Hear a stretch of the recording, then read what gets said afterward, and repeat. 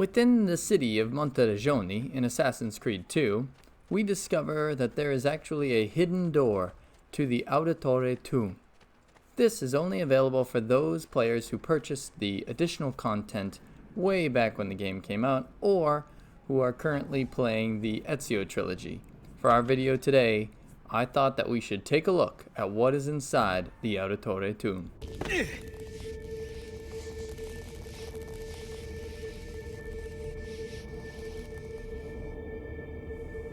And here we arrive at the Auditore Family Crypt. There are a number of different spots that tell the story of the Auditore family, and I'll be sure to hit each one as we make our way through this bone-filled tomb.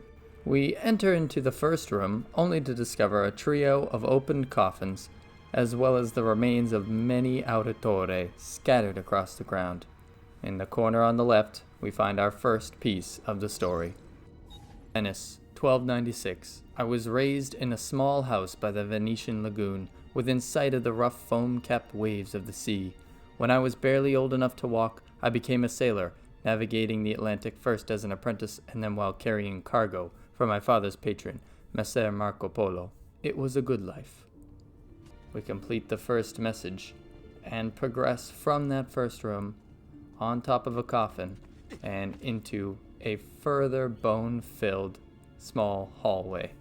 We perform an advanced wall jump to climb up once again on top of the fallen Auditore. You would think that a family that's so proud of their name would pay a little bit more respect to those that have passed, but I digress. We climb down to the next area to read the second part of the Auditore story. One day, while ashore in the harbor looking for work, I fell in love. She was barely 20, but when I looked into her eyes, the whole world was reflected back, clearer and brighter than the sun. After that, I still went to sea, but my heart remained on land with the girl, who had become my wife and our young son.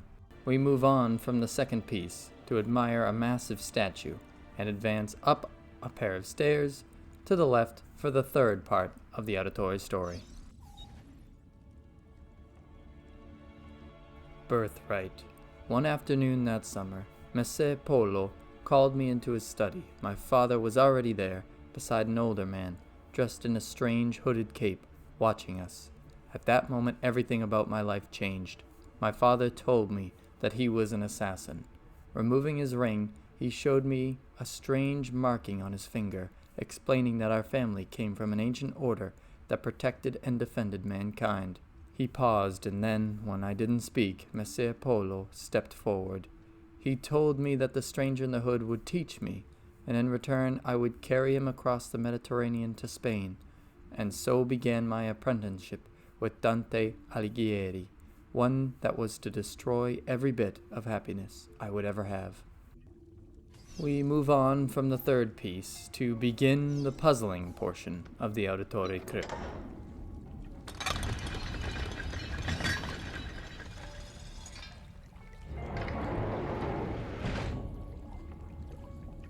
It seems odd to me that they would invest so much money and time into making a massive puzzle underneath the city of Monteriggioni, but alas, here we are, in a puzzle.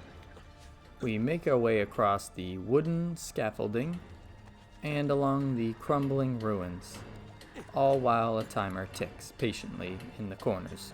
Hitting the wooden steps at the right time gets us across the exit and opens up the next portion of the Auditore story.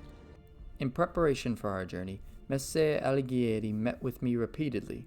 At first, our meetings were about purchasing supplies, but soon they became about higher things, about life, love, honor, and justice. He taught me that society was set up in such a way as to control its members, to stop us from thinking, from seeing. Soon I could look past all the laws and illusions. I understood that mankind was being used by its rulers, that we, the people, deserved freedom. It was then that Dante began showing me pages from a book that Messer Polo had brought back from the place of the great Genghis Khan. The manuscript, the Codex, was about our order, the Assassins. From here we trigger our next time-based puzzle, as it seems the Auditore family had a lot of time on their hands.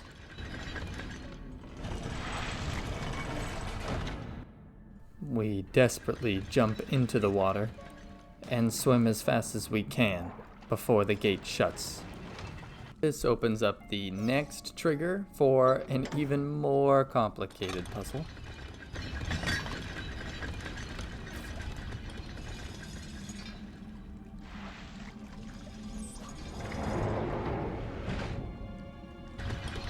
From the activation site, we need to make our way up the wall by climbing onto a few different posts as well as some scaffolding, up and onto a pillar, and over to an overarching jump point. This gives us access to an area that we have not been able to get to, and we are safely in the back room where our next portion of the Auditore family story gets unveiled. Our planned voyage never took place. While returning to Ravenna to pick up the remainder of his belongings, Dante died. Dismayed at the loss of my mentor, I went to inform my father and Messer Polo of the sad news. Before I could even speak, I was ushered into the study, and my father, his face white, locked the door behind me. Shocked, I listened in silence as he spoke. Dante intended to take the Codex to Spain, where it would be safe, but he was being watched. The enemy of the assassins, the Knights Templar, still existed. I recalled the stories he had told me of the Templars, and it all became clear. Dante had been murdered. The Templars knew about the Codex, and they knew about us. Shaking, my father told me to take the Codex and leave for Spain at once with my wife and child. As Messer Polo ushered me out the door, he handed me a small piece of paper with a number on it. With this number, I could draw on his credit more ducats than I had ever seen in my life at any bank in Italy.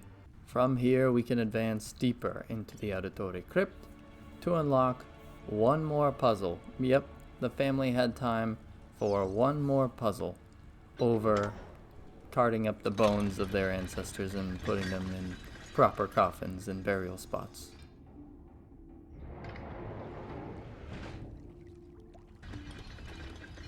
From the trigger spot, we have to quickly climb up, over, and across as the timer ticks down. This is one of the shortest timers in this entire crypt, and we're wasting time. We need to quickly leap across, up the wall, and over just before the gate closes to unlock the next phase. We set sail that night, the ship filled with cargo to sell in the markets at Barcelona. At first all was well. Then, to avoid a coming storm, we laid anchor in the Otranto harbor. Cloaked in darkness, the pirates came. I didn't see them until they were already boarding my ship. I hid with my family in the hold. Pulling out the Codex, I ran the worn leather cover through my hands. Then I broke the spine. The pages slid silently onto the floor. I scattered them into the chests, boxes, and containers I was carrying to market. The men who found us were drunk. I could smell it on their breath. When they asked for the Codex, I knew who had sent them. Holding back my rage, I said that I had thrown it overboard. They started to laugh. Two held me down, still grinning, while the rest cut off my wife's clothes. She begged for mercy until her voice gave out. Once they were done, they threw her into the sea. They took my cargo and sunk my ship and left me adrift, clinging to a piece of railing. I made it to the beach with my son. My wife's body washed up on the shore the next morning with the tide. With that part of the story complete, we activate the gate, and it reveals one of the least lucky people in the entire crypt. Activating the next part of the puzzle,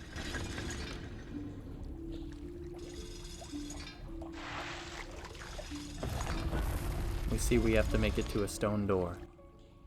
Working our way up, across, and over, we have to jump up the wall, climb onto the wooden pike, onto more wooden frames, and enter the last doorway, completing the last of the great Auditore puzzles in their crypt. Fortunately, the developers included a few different handles that allow you to open up the doors that were once only accessible through the puzzles. And you can work your way back through this beautiful tomb to explore some of the areas that maybe you were forced to rush through at full speed.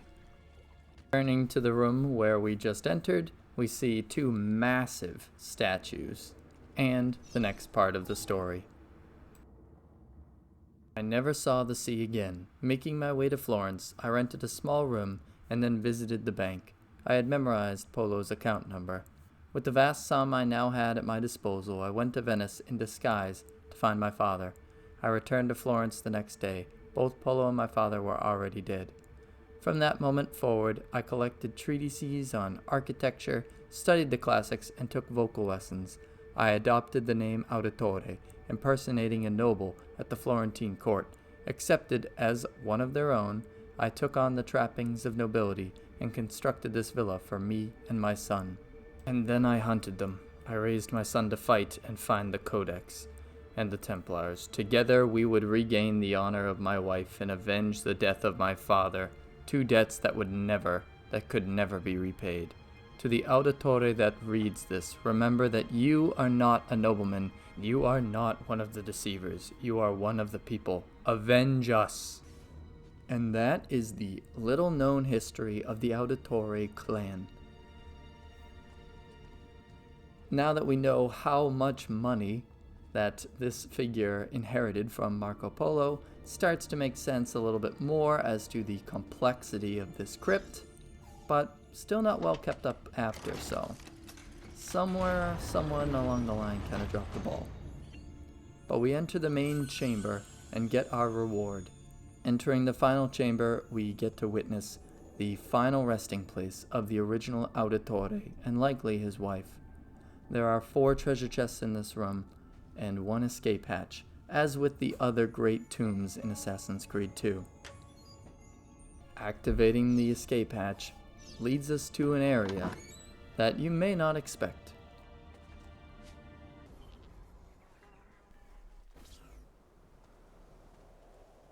That's right, we arrive at the rear of Monteregioni.